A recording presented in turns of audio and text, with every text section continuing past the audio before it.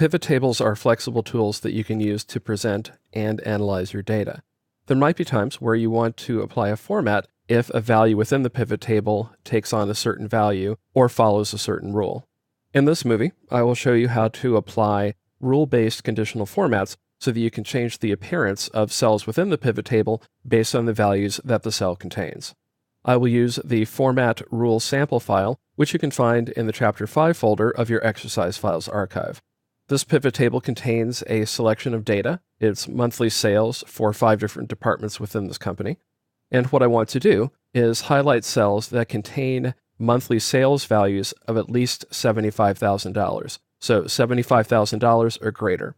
To create that rule, I'll click any cell in the body of the pivot table, and then on the Home tab of the ribbon, in the Styles group, I'll click Conditional Formatting. In the Conditional Formatting list, I'll point to Highlight Cells Rules. Doing so displays a list of all the rules that are available for this type of data. This pivot table contains numerical data, so I have rules available including greater than, less than, between, and equal to. If I had text or date values, then I could have text that contains, a date occurring, that gives you a date range, or duplicate values. But in this case, because it's a number, I have the top 4 options available to me. I want to identify cells that contain $75,000 or more, so I'll click Greater Than. Doing so displays the Greater Than dialog box. I can now type in my comparison value in the Format Cells That Are Greater Than box here, where 11,730 is currently highlighted. I'll make that number 75,000, and then I can click in the With box, which describes the format. The default format is light red fill with dark red text. If I click the box's down arrow, I see a list of other pre-made formats, or I can click Custom Format, the bottom item, to display the Format Cells dialog box. I can now use the controls in the dialog box to change the formatting for this cell. I can use the controls on the Font tab to change the font, such as applying bold formatting to any text that meets my rule that I'm creating. I can also change the number format by clicking the Number tab, border by clicking the Border tab, and fill by clicking the Fill tab.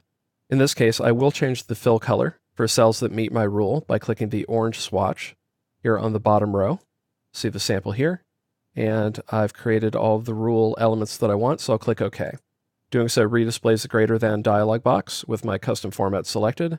I'll click OK, and Excel applies the rule to the selected cell. Now you notice that to the right of the cell, there is an action button, and that is the Formatting Options button. I'll click that. I can use the controls here to apply the rule in one of 3 ways: to only the selected cells, to all cells showing sum of sales values, or to all cells showing sum of sales values for department and month. So let me show you what those 3 different applications look like. First, I'll click All Cells Showing Sum of Sales Values. Doing so applies the format to any cell that contains a value greater than 75,000, but that includes the grand total cells here in this column and also in this row. Because those values are going to be significantly larger in most cases, that's usually not the best way to apply that rule. If I click the button again, you can see that I have all cells showing sum of sales values for department and month. Doing so limits the application of the conditional formatting rule to only cells within the body of the pivot table, excluding the grand total rows and any subtotals which aren't present in this pivot table. And that's the basics of creating a rule-based conditional format. You can create pretty much any format that you like, and you have a wide variety of rules available to you within the conditional formatting menu.